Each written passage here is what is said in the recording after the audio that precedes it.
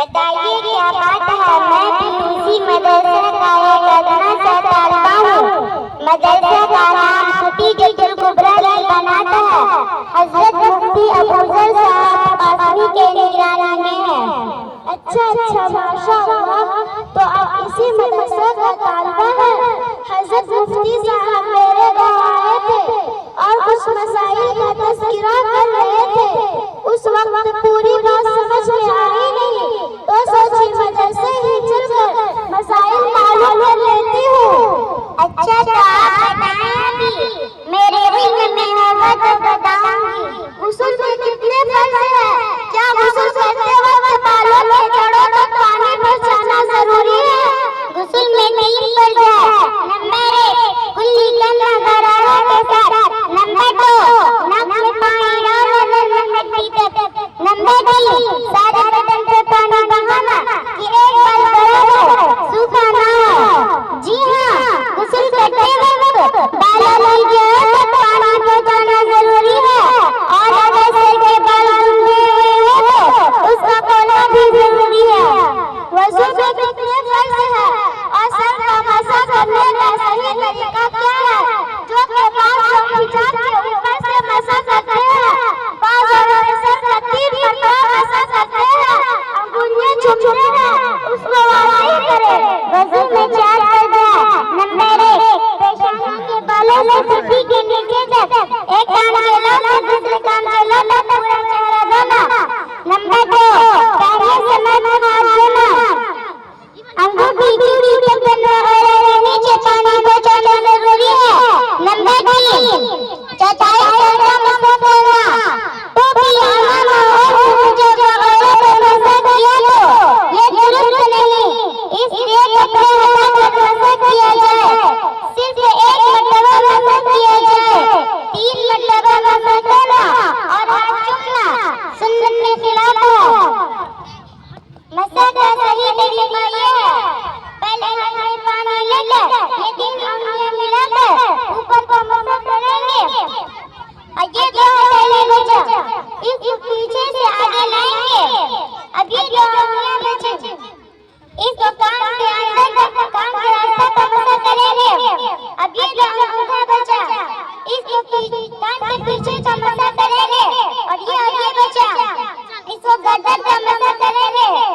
ये है मसा का सही तरीका। नंबर 4 तकला समान पैर धोना।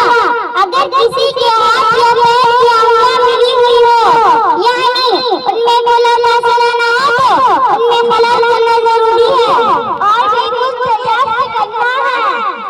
आप ही मैं अपने उस्ताद मुहतरमा सना आखी से मुलाकात करा देती हूँ। आप उनसे मज़ीद सवाल कर लें।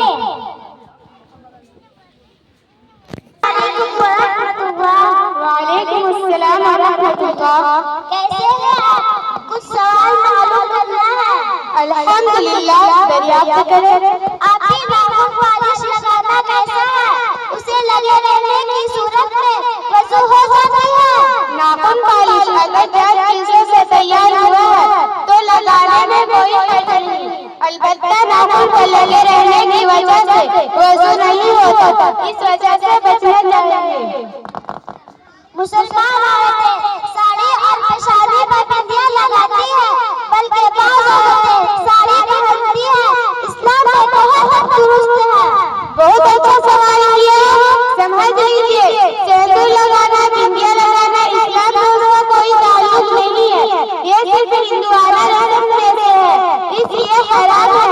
शादी के मौके पर इस्लाम हालत हो, साड़ी से सदर नहीं छुपता। लिबास ऐसा हो जिससे सदर छुप जाए, उसका बांधना भी दुरुस्त नहीं।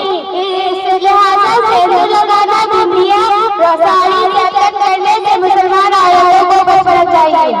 अच्छा, शादी के मौके पर दूल्हा घर पर आता है तो घर की लड़कियां जो शादी के रिश्ते में है अपने हाथ से मिठाई खिलाती है, दूल्हा का पाँव धोती है, झूठे छुपा कर 2-2 घंटे पास होती है। इस्लाम से कोई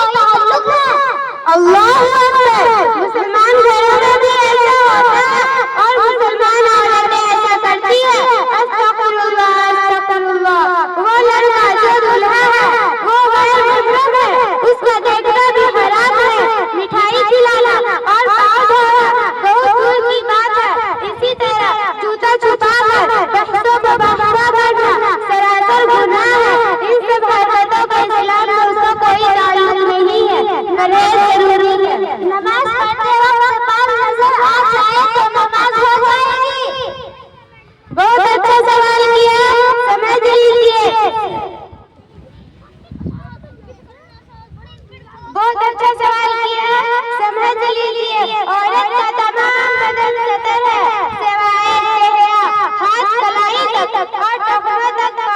इसके अलावा तमाम बदन सतर है, जिसका छुपाना जरूरी है।